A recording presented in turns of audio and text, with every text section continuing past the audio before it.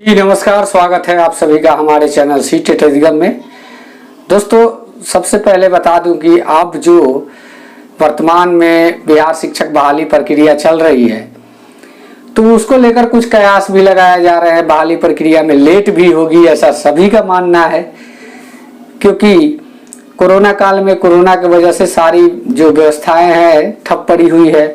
दूसरी बात कि जैसे ही कोरोना अगर खत्म भी होता है तो गर्मी का छुट्टी चालू हो जाएगा। तीसरी चीज ये है कि पंचायत चुनाव भी सर पे है। जैसे ही कोरोना खत्म होगा तो पंचायत चुनाव की तैयारी में सभी लग जाएंगे। कुल मिला के ये देखा जा रहा है कि अभी ये बहाली प्रक्रिया होते हुए नजर नहीं आ रही है। इसी बीच हम लोग के लिए एक मौका भी बनता है कि जैसे ही कोरोना खत्म होता है तो कुछ अपनी एक्टिविटियों में तेजी लाने की जरूरत है। हमारी सबसे बात होती रहती है, सब लोगों से, जितने भी मुख्य धारा से जुड़े हुए लोग हैं उन सभी से बात होती है। सभी का कहना है कि नहीं, एक आंदोलन की जरूरत है, शांतिपूर्ण ढंग से अपनी बात रखने की जरूरत है, सबके पास अपनी आवाज को पहुंचाया जाए, ऐसी कुछ किया जाए, ये इस काम की जरूरत है। सभी मानते हैं इस चीज को, लेकिन इसके लिए आगे कौन आने वाला है ये भी एक प्रश्नवाचक चिन्ह लगा हुआ है। कोई आगे आना नहीं चाहता, सब लोग सलाह दे रहे हैं, तो ऐसा कैसे संभव होगा? सिर्फ YouTube वीडियो देख लेने से, फेसबुक पे पेज बना लेने से, व्हाट्सएप पे ग्रुप बना लेने से क्या समस्या की समाधान होगी? नहीं होगी। ऐसे में कुछ करने की जरूरत है। मेरा भी मन है कि कुछ किया जाए ताकि अपनी मौके जो है सुनिश्चित हो सके। अगर इस प्रक्रिया में जो छठे चरण की प्रक्रिया है, इस प्रक्रिया में अगर नहीं भी होती है तो नेक्स्ट प्रक्रिया में अगर शामिल किया जाता है तो भी कोई दिक्कत नहीं है मेरे हिसाब से।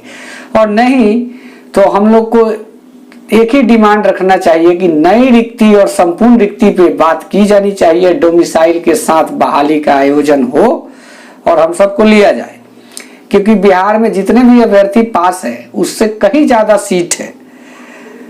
हाँ, ये मैं मानता हूं कि परसेंटेज ऑफ मार्क्स बिहार के अभ्यर्थियों के कम है।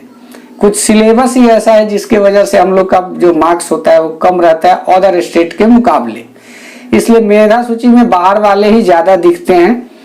ऐसे में हम लोग को भी डर लगता है कि कहीं हम लोग नियोजन से वंचित ना रह जाएं, इसलिए डोमिसाइल का जो मांग है वो भी जायज है।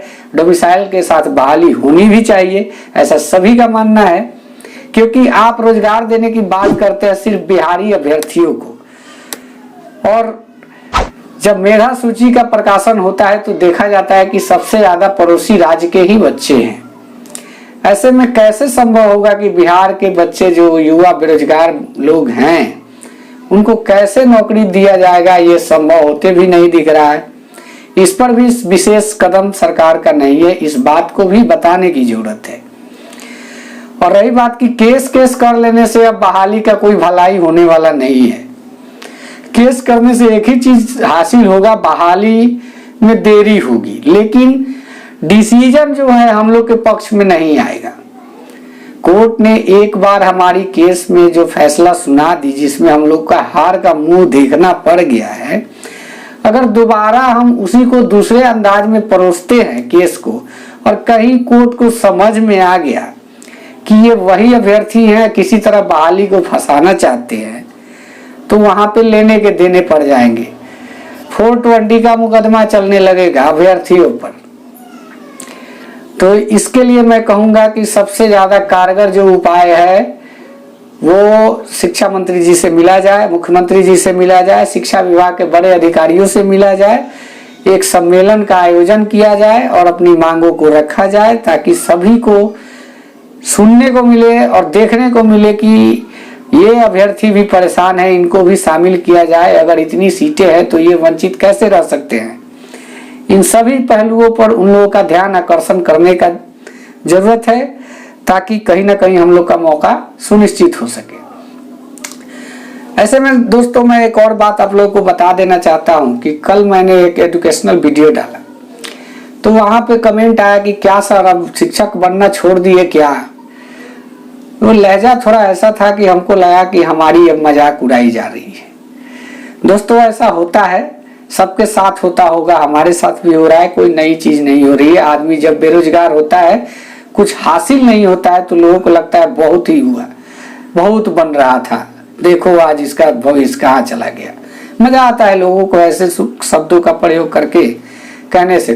कहने का मतलब कि उस प्रश्न में हमको एक व्यंग्यात्मक जो छवि होती है वो चीज नजर आई। तो आलम ये पहुंच गया है कि अब हम लोगों की बेरोजगारी का जो है मजाक उड़ाया जा रहा है, तो इससे घबराने की जरूरत नहीं है। हालांकि थोड़ा देर मैं भी सोच में पड़ गया कि इस तरीके की बात हो रही है, लेकिन इससे घबराने की जरूरत नहीं है। ऐसा होता है, जैसे ही हम मंजिल को पा लेंगे सभी का मुंह अपने आप बंद हो जाएगा। अब रही बात कि हम लोग को अपने कार्य पर ध्यान देना है, ऐसे कमेंट्स, ऐसे लोगों पर ध्यान नहीं देना है जो हमको डाइवर्ट करना चाहते हो। हमारा एक ही एंगल होना चाहिए, बहाली में मौका जो हमें मिल के रहेगा। और रही बात की जब हम शिक्षा सेवा से जुड़े हैं तो पढ़ाएंगे भी, ये कोई नई बात नहीं है। ठेला थोड़े चलाएंगे, जब करेंगे तो पढ़ाएंगे। अगर पेशे में रहे तो, पेशे से बाहर है तो यही काम कर सकते हैं, पढ़ाएंगे। तो ये बहुत बड़ी बात नहीं है। उनका भी, महाशय का कहना भी सही था, मेरे को भी अच्छा लगा कि चलो भाई कोई तो है हमारी मजाकों को उड़ाने वाला। होते रहता है लाइफ में, सब चलते रहता है, ये कोई बड़ी बात नहीं है सर। और अभी जितने भी मजाक के तरीके का कमेंट हो किया कीजिए। और रही बात की चैनल का वीडियो अच्छा लगता हो तो चैनल को भी सब्सक्राइब कर लीजिए। नेक्स्ट वीडियो में मिलते हैं। धन्यवाद। जय हिंद, वंदे मातरम।